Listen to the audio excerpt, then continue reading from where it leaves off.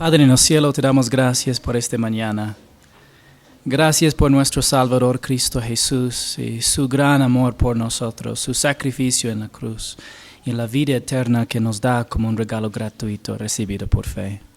Pedimos que ahora podamos entender las Sagradas Escrituras, podemos escudriñarlas para buscar a nuestro Salvador, para ver su carácter, su persona, y ser transformados por el poder de su Espíritu para reflejar su imagen.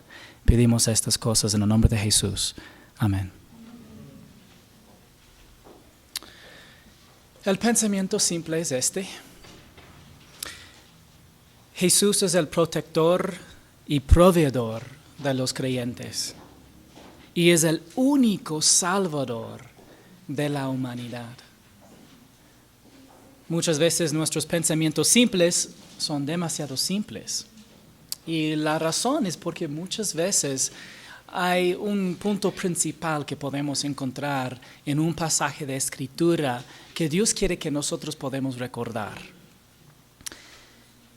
¿Qué es un pastor? ¿Qué es una puerta? Un pastor es alguien que protege a las ovejas, satisface sus necesidades y las rescata de peligro. Una puerta permite y limita la entrada a espacios cerrados. Y en el pasaje que estudiaremos hoy, Jesús usó estas metáforas para revelar verdades acerca de su persona. Por favor, abren sus Biblias conmigo en Juan capítulo 10 y vamos a empezar en versículo 1. Juan capítulo 10, versículo 1. Jesús dijo, en verdad les digo, que el que no entra por la puerta en el redil de las ovejas, sino que sube por otra parte, ese es ladrón y salteador. Pero el que entra por la puerta es el pastor de las ovejas. A éste le abre el portero, y las ovejas oyen su voz. Llama a sus ovejas por nombre y las conduce afuera. Cuando saca todas las suyas, va delante de ellas y las ovejas lo siguen porque conocen su voz. Pero a un desconocido no seguirán, sino que huirán de él, porque no conocen la voz de los extraños. ¿Cuándo tuvo lugar el discurso que estamos leyendo esta mañana? Bueno, este discurso tuvo lugar el mismo día que Jesús sanó al hombre ciego de nacimiento. Fue probablemente el mismo día que dio los discursos de los ríos de agua viva y la luz del mundo. Fue el último día de la fiesta de los tabernáculos. ¿Estaba Jesús hablando literal o figuradamente?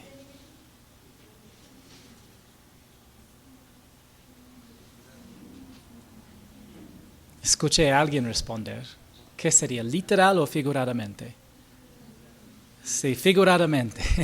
Figuradamente. Soy medio sordo, entonces, por favor, pueden hablar fuertemente cuando contestan.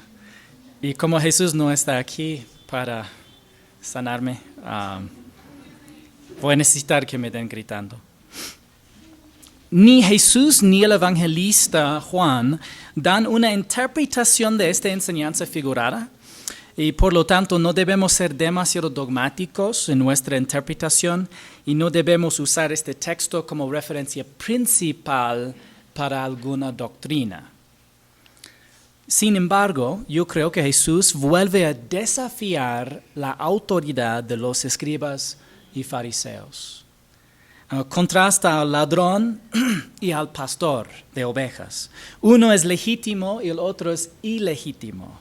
Uno accede a las ovejas por la puerta y otro sube por otra parte. El ladrón probablemente se refiere a los líderes religiosos de Israel. Las ovejas probablemente se refieren a los creyentes por su respuesta a la voz del pastor y por su relación con él. Obviamente esto es demasiado claro cuando leemos después en Juan capítulo 10, cuando Él da otro discurso en otra temporada de las fiestas de Israel. Y claramente Él dice que sus ovejas son los que creen en Él. O dice que los otros no le pueden seguir como ovejas porque no creen en Él. Bueno, las palabras de Jesús evocan pasajes del Antiguo Testamento, como Isaías 40, versículos 10 y 11. Dice, miren, el Señor Dios vendrá con poder y su brazo gobernará por Él. Con Él está su galardón y su recompensa delante de Él. Como pastor apacentará su rebaño, en su brazo recogerá los corderos y en su seno los llevará. Guiará con cuidado a las recién paridas. Este es el Dios de Israel, y como Jesús se presentó sí mismo. Israel no era una nación de ovejas, y el Señor Dios no era literalmente su pastor, pero al contemplar la relación de un pastor y sus ovejas, podemos comprender la naturaleza y el carácter de Dios. Siempre cuando encontramos alguna metáfora en las Escrituras, me gusta destacar de que sea una metáfora para que podamos entender mejor. Si intentamos convertir en una realidad espiritual literal, podemos ya confundir el punto principal que Jesús está intentando transmitir.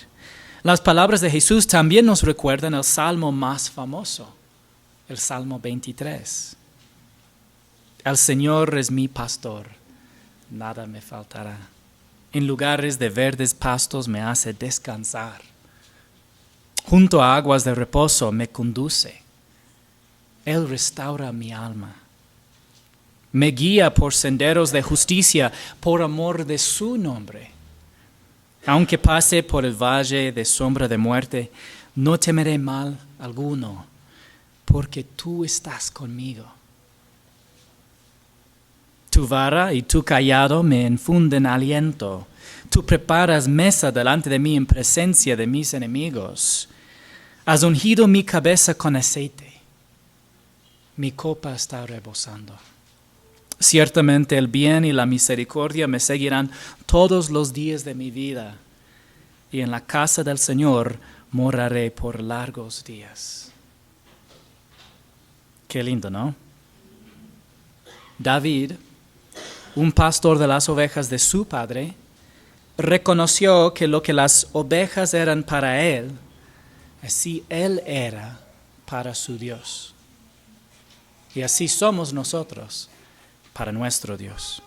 Y si bien hay muchas maneras en que podemos compararnos con las ovejas, el Salmo 23 nos dice más sobre el pastor que sobre las ovejas. David vio al Señor como su fuente de suficiencia, provisión, ánimo, dirección, protección, corrección, sustento, consagración, bendición, providencia y preservación.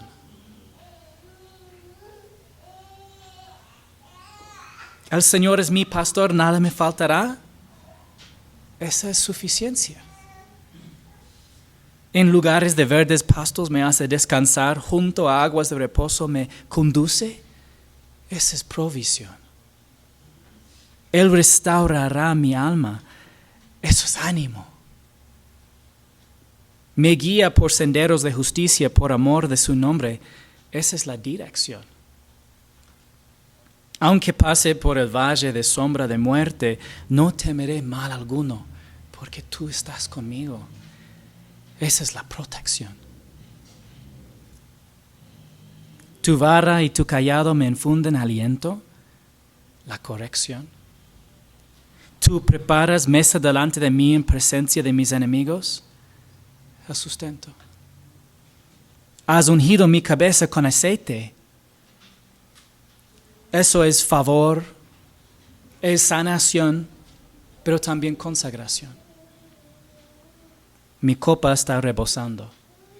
Bendición. Ciertamente el bien y la misericordia me seguirán todos los días de mi vida. La providencia. Y en la casa del Señor moraré por largos días. Preservación. ¿Es eso lo que Dios significa para nosotros? ¿Es eso lo que Dios significa para ti? Las Escrituras nos muestran que podemos tener la relación más íntima y significativa con el Creador del universo. Esa relación puede darnos verdadera satisfacción y contentamiento. Puede transformarnos. Puede llevar a otros al conocimiento de Dios mediante nuestras vidas. Y puede edificar a otros en su propia relación con el Señor. No hay nada más hermoso de este lado del cielo que disfrutar plenamente de la bondad de Dios en nuestra relación personal con Jesús. Y no hay nada más hermoso en el cielo que su presencia. Jesús les habló por medio de esta comparación, pero ellos no entendieron qué era lo que les decía. Wow. Como resultado de su incredulidad, Jesús usó una figura retórica cuando explicó más revelación a ellos. Es sorprendente que ellos no entendieran el contraste entre los pastores ilegítimos y el verdadero pastor, porque en el Antiguo Testamento, en varias ocasiones, el Señor reprendió a los pastores de Israel, refiriéndose a sus líderes tanto en el gobierno como también sus líderes espirituales, como leemos en Jeremías 23, 1 y 2. Ay de los pastores que destruyen y dispersan las ovejas de mis prados, declara el Señor. Por tanto, así dice el Señor, Dios de Israel, acerca de los pastores que apacientan a mi pueblo. Ustedes han dispersado mis ovejas y las ahuyentado, y no se han ocupado de ellas. Por eso yo me encargaré de ustedes por la maldad de sus obras, declara el Señor. Leemos después en Ezequiel 34, 1 y 2. Entonces vino a mí la palabra del Señor, Hijo de hombre, profetiza contra los pastores de Israel. Profetiza y di a los pastores, así dice el Señor Dios, ay de los pastores de Israel que se apacientan a sí mismos. ¿No deben los pastores apacentar el rebaño? Y otra vez aquí está hablando de los líderes nacionales y espirituales del país. En contraste con estos líderes nacionales, los pastores de Israel, el Señor prometió poner sobre Israel un pastor que sería descendiente de David, el Mesías. Como leemos después, en Ezequiel 34, 23, dice, entonces pondré, está hablando Jehová Dios, sobre ellas un solo pastor que las apacentará, mi siervo David. Él las apacentará y será su pastor. Y como resultado, la nación de Israel esperaba que el Señor les pusiera un líder que supliría sus necesidades y los protegería. El buen pastor formaba parte entonces del perfil mesiánico. Entonces Jesús les dijo de nuevo, en verdad les digo, yo soy la puerta de las ovejas. Todos los que vinieron antes de mí son ladrones y salteadores, pero las ovejas no les hicieron caso. Yo soy la puerta. Si alguno entra por mí, será salvo. Y entrará y saldrá y hallará pasto. Jesús continuó usando el lenguaje figurado, adaptando su metáfora para enseñar diferentes verdades.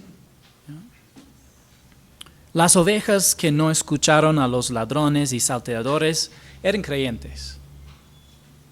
El remanente judío nunca puso su fe en las tradiciones del judaísmo farisaico. El tipo de redil de ovejas que Jesús describió tenía una sola puerta. Un cercado con una sola puerta. Y creo que esto habla del hecho de que solo hay una sola manera de ser salvo. Y solamente es mediante la fe en Cristo Jesús. Jesús dijo, si alguno entra por mí, será salvo. Esta es la tercera de las 7 declaraciones yo soy que encontramos en el libro de Juan. Y cada una de estas declaraciones afirmaba algo importante acerca de la persona de Jesús. Dijo en Juan 6:35, yo soy el pan de vida. Él es la mayor necesidad de la humanidad y Él es el verdadero sustento. Yo soy la luz del mundo. Él es la revelación de Dios y tenemos una relación personal con Dios mediante Jesús. Yo soy la puerta. Él es la salvación y la seguridad para los creyentes. Yo soy el buen pastor, vamos a ver en un momento, significa que Él es salvador y protector. Yo soy la resurrección y la vida, Jesús es la victoria sobre la muerte. Yo soy el camino, la verdad y la vida, Él es la entrada al cielo. Y yo soy la vid verdadera, Él es el fuente de poder espiritual para los creyentes.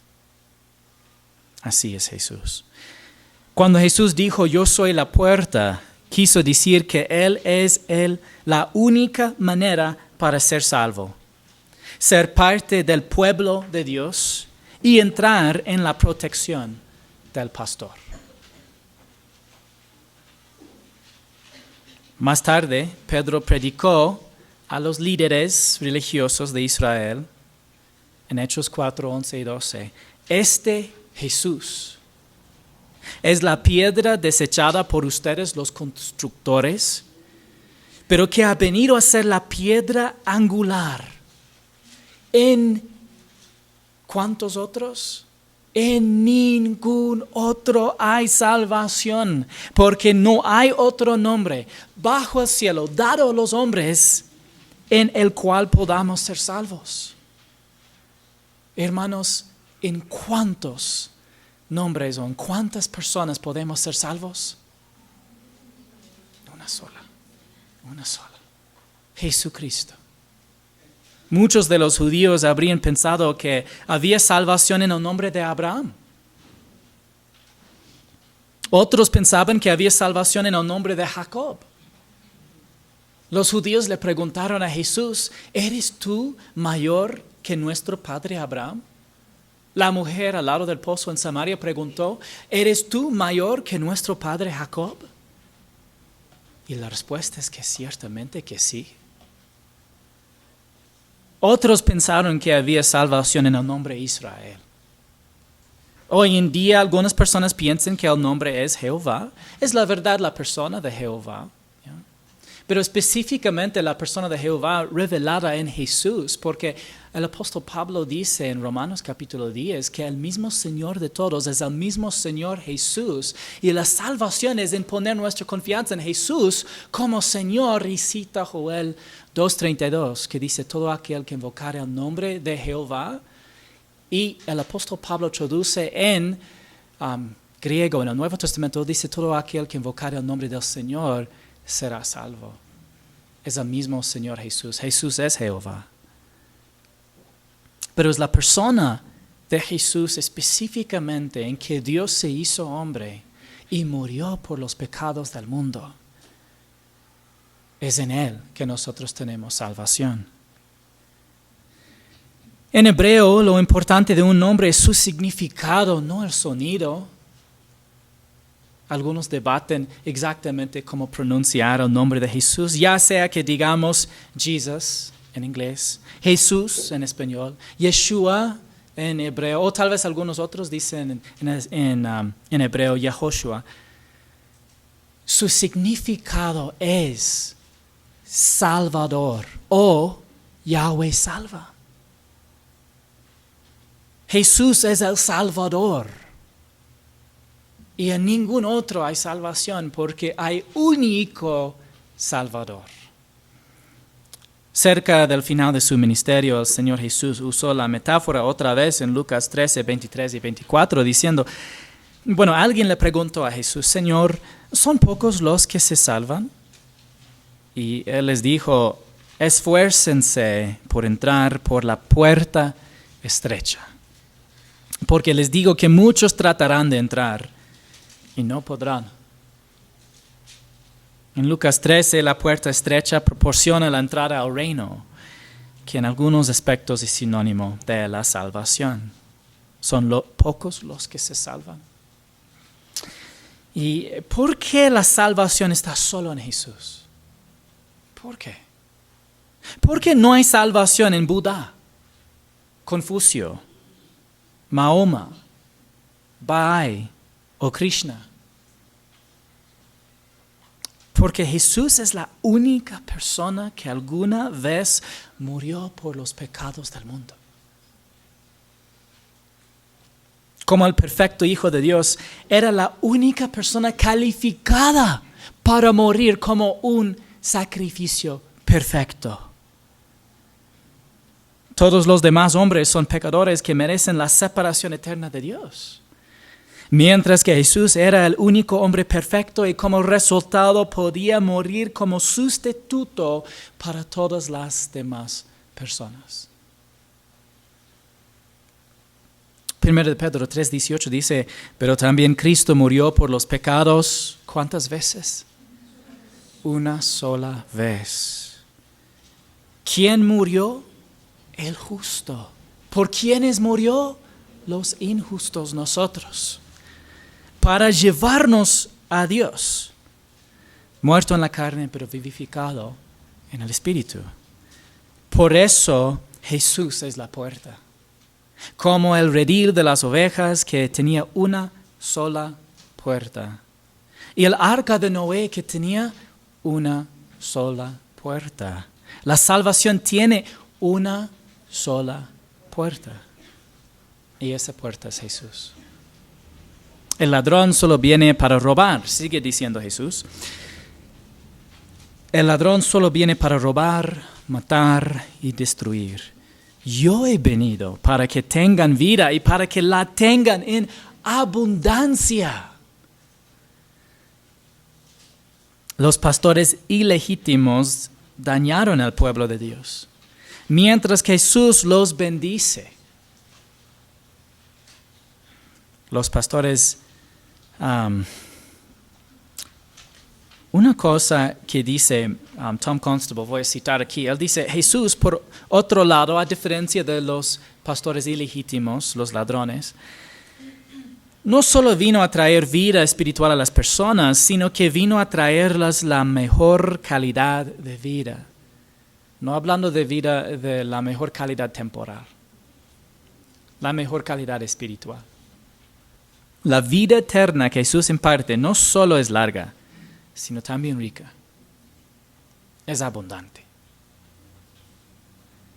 Jesús nos salva para que podamos ir al cielo, pero tiene mucho más para que disfrutemos por el tiempo y la eternidad que simplemente ir al cielo cuando morimos. Jesús tuvo un propósito mucho más grande que solamente rescatarnos del infierno, sino que también para que nosotros pudimos disfrutar de todas las riquezas espirituales en lugares celestiales en Cristo. En este discurso el Señor no explicó en detalle la abundancia que ofrece a los creyentes, pero sí reveló que es relacional. Es relacional. Se puede experimentar una vida abundante, relacionándose con Jesús como una oveja con su pastor, confiando en Él y siguiéndolo. Confiando en Él y siguiéndolo. Así es como vivir la vida cristiana abundante. Yo soy el buen pastor, dijo Jesús, El buen pastor da su vida por las ovejas. Pero el que es un asalariado y no un pastor, que no es el dueño de las ovejas, ve venir al lobo, abandona las ovejas y huye. Entonces el lobo las arrebata y las dispersa. El asalariado huye porque solo trabaja por el pago y no le importan las ovejas. Esta es la cuarta declaración yo soy en el Evangelio de Juan.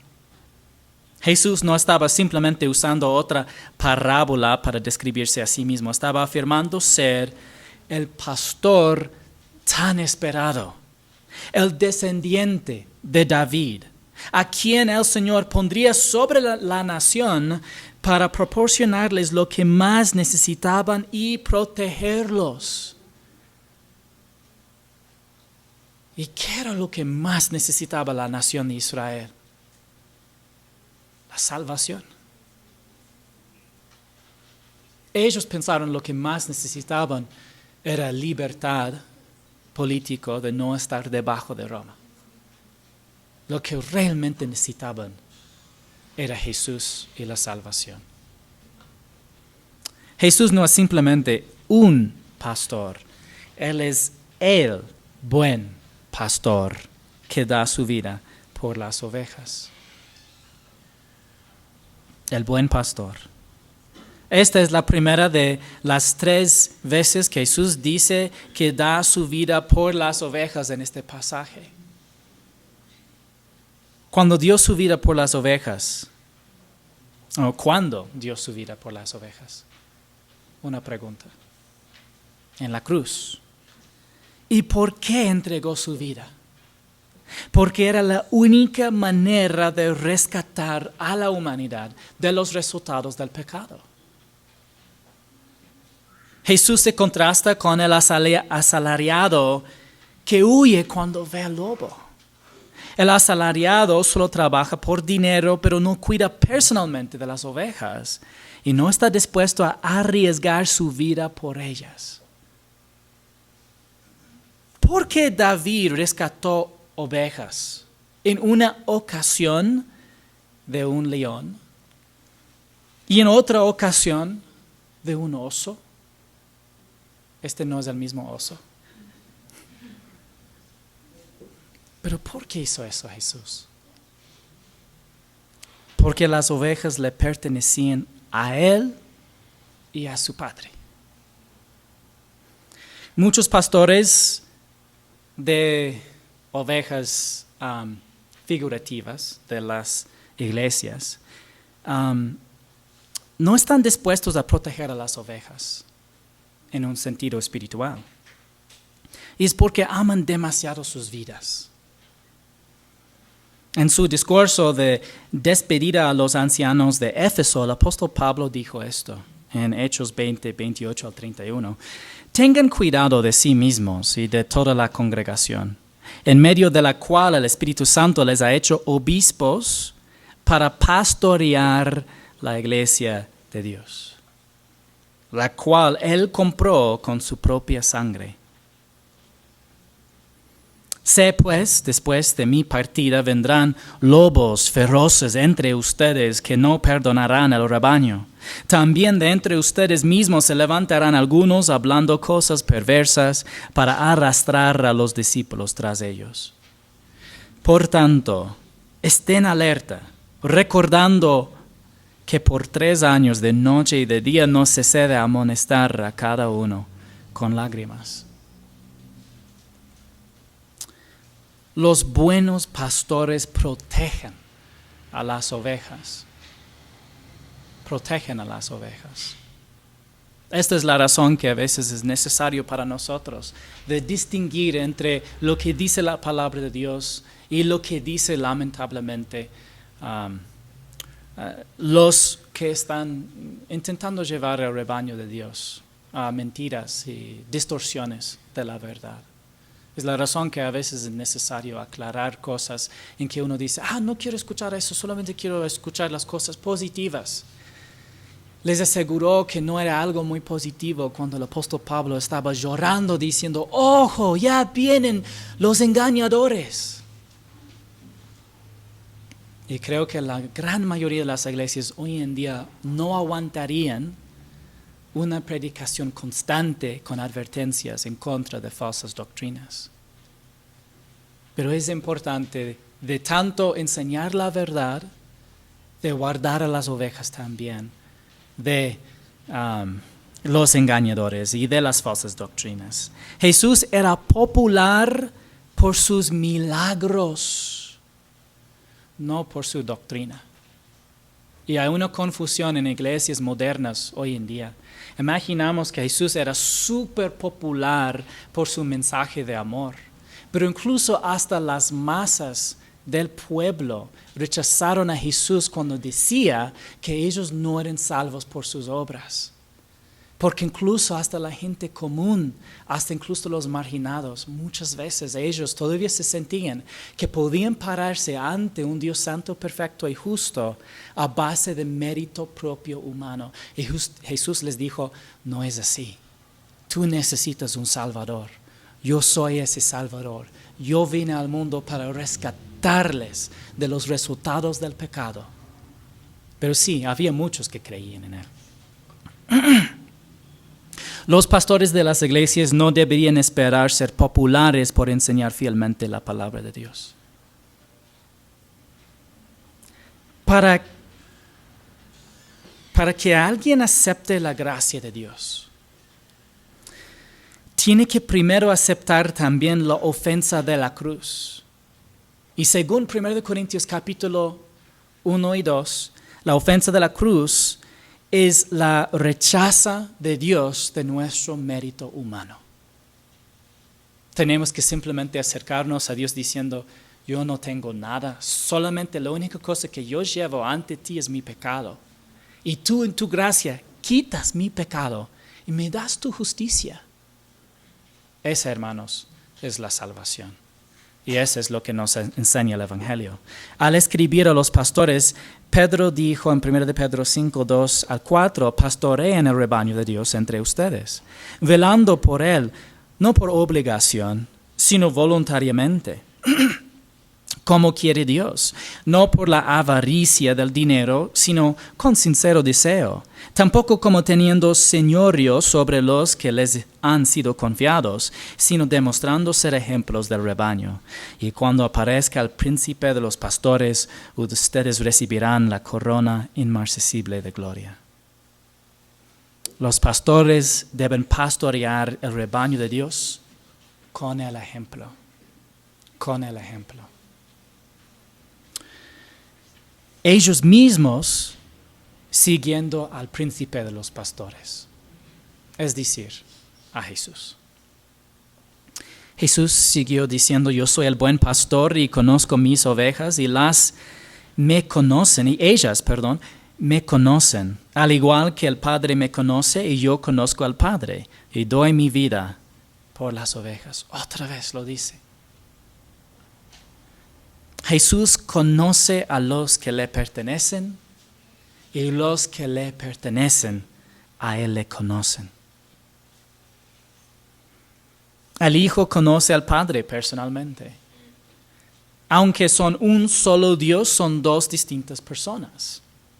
De la misma manera, cuando ponemos nuestra fe en Jesucristo, lo conocemos personalmente. A diferencia de las religiones que perciben a Dios como algo completamente misterioso y imposible para conocer, el único Dios verdadero nos creó para conocerlo, para amarlo y para servirlo voluntariamente. Él nos creó para tener una relación con Él. Es por eso que incluso las personas que no ponen su fe en Jesucristo todavía adoran algo, porque fuimos diseñados para conocer y adorar a nuestro Creador. Cuando no creemos en Jesús, intentamos llenar ese vacío con alguien o algo, y nadie ni nada más nos da verdadero significado o contentamiento hasta que conocemos el Salvador. hasta que escuchemos la voz del buen pastor cuando Él dice, consumado es. Y reconozcamos que fue pagado en la cruz. Jesús nuevamente dice que da su vida por las ovejas. Pero Jesús no solo vino por los judíos. Tengo otras ovejas que no son de este redil, a esas también yo debo traerlas, y oirán mi voz, y serán un rebaño con un solo pastor. ¿Quiénes son las otras ovejas? ¿Quiénes son? Los gentiles. ¿Y cuál es el un rebaño? Yo creo que es la iglesia. Así debemos vernos a nosotros mismos y a los demás creyentes en la iglesia. Un rebaño que sigue al buen pastor. Un rebaño. Los discípulos no sabían que Jesús iba a unificar a judíos y gentiles en un solo rebaño. Pero ahora nosotros sí sabemos. Más tarde el apóstol Pablo escribió a los creyentes en Galacia diciendo, pues todos ustedes son hijos de Dios mediante la fe en Cristo Jesús. Porque todos los que fueron bautizados en Cristo, de Cristo se han revestido. No hay judío ni griego, no hay esclavo ni libre, no hay hombre ni mujer, porque todos son uno en Cristo Jesús. ¿Son todas las personas hijos de Dios? No. No.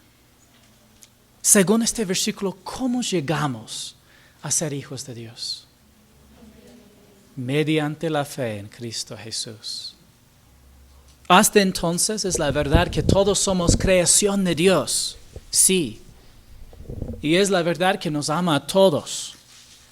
Pero convertimos en ser hijos de Dios cuando ponemos nuestra fe en Cristo Jesús. ¿Qué necesitamos saber acerca de Jesús para poner nuestra fe en Él? Bueno, los teólogos debaten la fórmula exacta de lo que debemos saber y creer acerca de Jesús para ser salvos. Pero como evangelistas, como embajadores de Cristo, debemos inclinarnos a decirle a la gente más en lugar de menos acerca de Jesús, cuando intentamos hacer que otros lo conozcan. Y yo recomiendo presentar al menos 3 cosas acerca de Jesús. ¿Quién es? ¿Y quién es Jesús? Dios. Sí, Él es Dios que se hizo hombre. Yo recomiendo que comparten lo que hizo Jesús. ¿Y qué es la cosa más importante que hizo Jesús aquí en la tierra? Murió en la cruz por nuestros pecados y resucitó al tercer día. Y la tercera cosa, yo recomiendo compartir lo que nos ha prometido. ¿Y qué nos prometió? La vida eterna y salvación por la fe en Él. Amén. Cuando transferimos nuestra fe de nosotros mismos y nuestros méritos y nuestras buenas obras a la obra consumada de Jesucristo en la cruz, dejando de confiarnos en nosotros mismos, sino de confiar única y solamente en Jesús, el Espíritu Santo de Dios nos coloca, nos bautiza en unión con Jesús y la Iglesia Universal. En este momento es algo que no sientes, es algo que no ves, pero es una realidad que Dios dice que Él hace en el momento de la salvación. Por lo tanto, nuestra relación con Jesús no solo cambia la forma en que pensamos sobre Él y sobre nosotros, sino sobre también otros creyentes. Ya somos un redil. Versículo 17, por eso el Padre me ama, porque yo doy mi vida para tomarla de nuevo. El Padre ama al Hijo porque es Dios eterno, perfecto en todos sus atributos, pero el Padre también amó al Hijo porque estuvo dispuesto a dar su vida en sacrificio por los demás y tomar su vida soberanamente nuevamente en la resurrección. Tom Constable, ahora esto es el comentario del conocimiento bíblico, explica diciendo: el Padre tiene un amor especial por Jesús debido a su obediencia sacrificial a la voluntad de Dios. Y note cómo el Señor concluyó este discurso: nadie me quita la vida, sino que yo la doy de mi propia voluntad. Tengo autoridad para darla y tengo autoridad para tomarla de nuevo. Este mandamiento recibí de mi Padre.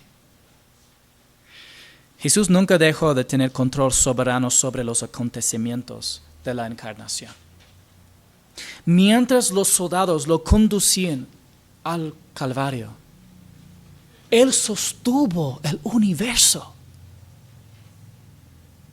No dejó de ser Dios, pero dejó de lado el uso independiente de sus atributos divinos.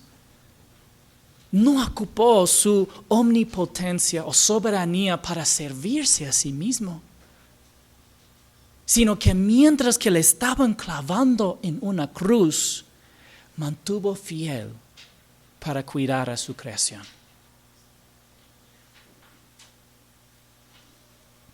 Aunque las Escrituras describen su muerte como causada por los judíos y realizada por los romanos, en última instancia fue el plan predeterminado de Dios para salvar al mundo. 10 días después de que el Señor ascendió al cielo, Pedro predicó en el día de Pentecostés. Jesús, fue entregado por el plan predeterminado y el previo conocimiento de Dios, y ustedes lo clavaron en una cruz por manos de impíos y lo mataron. La cruz no sorprendió a Dios. De hecho, la cruz misma dejó impotentes al diablo y sus demonios. Satanás no estuvo celebrando durante 3 días y fue sorprendido por la resurrección. Él conocía el significado de la cruz y por eso buscó no que Jesús llegue a la cruz, sino que sea apedreado antes de poder llegar ahí. Aunque Satanás corrió contra el plan soberano de Dios, a medida que se desarrollaba, en el fin participó en su cumplimiento. Jesús tenía la autoridad soberana de dar su vida y tomarla de nuevo. Y ejerció su autoridad para hacer el mayor sacrificio posible para salvarnos. Y por eso Él es digno. Apocalipsis 5, 11 al 12 nos da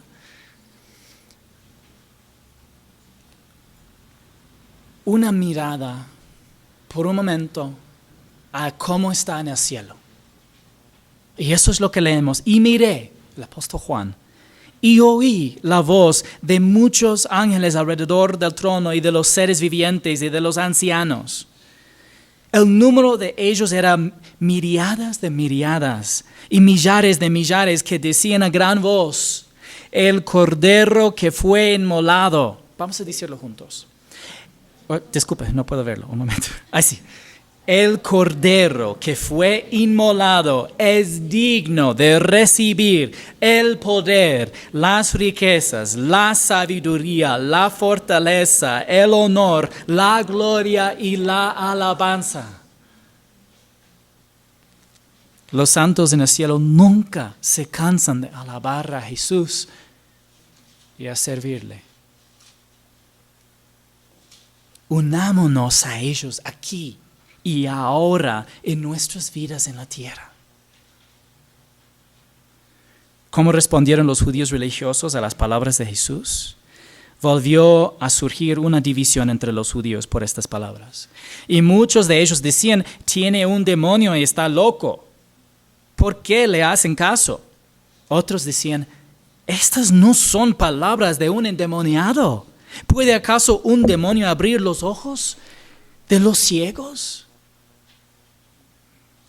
Juan prestó especial atención a la respuesta de los líderes religiosos. Recordamos cuando dice los judíos, estamos hablando de los judíos religiosos, y principalmente fariseos, escribas.